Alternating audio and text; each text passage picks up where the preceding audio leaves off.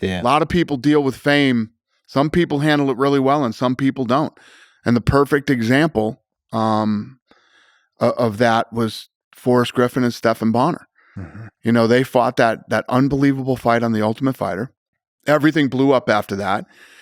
Forrest dealt with fame really well, and Stephen did not. That was a special fight. Really was. What do you think attracted people to that fight? So that was a big leap for the UFC. It was everything. It was everything. It was everything. Why do you think people loved that fight? What attracted people to that fight? Why did they change everything? Well, what happened that night is that the rest of the show was a disaster. We had the co-main event and the main event. Diego Sanchez ran through Kenny Florian in seconds. Oh my God, that was terrible. And the fights that led up to that weren't anything to talk about either. Then Stephen and Forrest got in there and just went toe to toe in this unbelievable slugfest live on free television when cable still mattered. And what I heard was at the time, you had people picking up the phone going, "Are you watching this show?" The numbers just started climbing. Then you got a razor thin decision. Who's going to win? You got the crowd stomping their feet. It sounded like a train was going through the place and everybody's chanting one more round. Mm-hmm.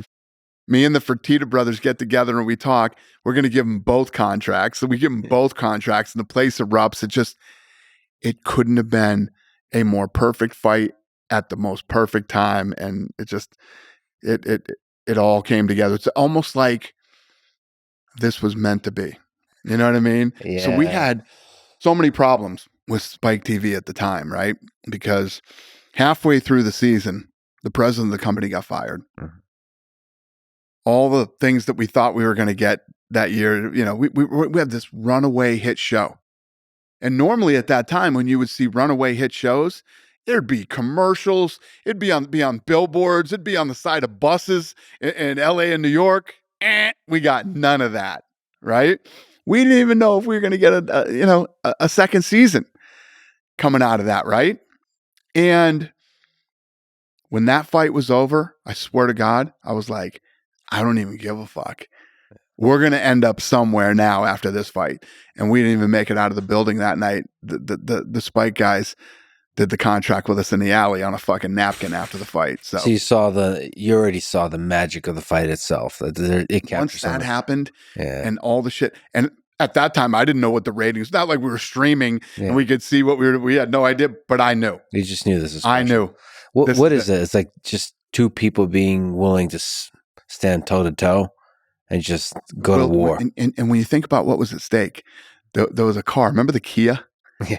The winner got a Kia, right? That's what was the fucking right. And Stephen and Forrest, the will to win. They both wanted to win that fight so bad. It was bigger than the Kia, probably. Well, Forrest drove that Kia to like 200,000 miles. Yeah. The biggest mistake Kia ever made was not doing a fucking commercial with Forrest Griffin about that car. Forrest Griffin loved that car so much he drove it. I think he still has it. It's got like 200,000 miles on that car. I mean, you couldn't have a better fucking commercial than that. And we reached out to him too. I said, Kia should know about this. Yeah. They fucking blew it. You got a bunch of, you know how those guys are in the business world. They don't fucking get anything. Maybe it was about the Kia then. It was about winning. They both wanted to win the Ultimate Fighter so bad. Yeah. It's the Kia. It's the win. It's the contract you get, the whole thing. But I think at that point, you even forget all of that. When you're in there, you probably there's a primal thing where like, I'm not backing down. They're both bad dudes. They were both real fighters at the end of the day. That's why the fight was so great. Yeah. You know what I mean? And just throw it all the caution to the wind and just fight. Yep. Those are some of the greatest moments in the UFC too, when the technique is not kind of falls apart and you're just like, well, fuck it's it. Because you're in those deep rounds. You've been through a war. Now it's all about heart and dog. Who can dig deeper and who's got it and who wants it. I mean, we all know when that moment happens in a fight, when you see that both of these guys are fucking exhausted. And for people that are watching this, people that don't know everybody thinks they know a lot about fighting. 99.9% of the people out there don't know fucking jack shit about fighting or what it takes to do what these people do. But when you get into those later rounds and fatigue sets in, and then fatigue makes you start to fucking doubt yourself, and then you start to wonder, can I even make it through the rest of this round? And then you start to think, am I gonna fucking die right now? Mm-hmm.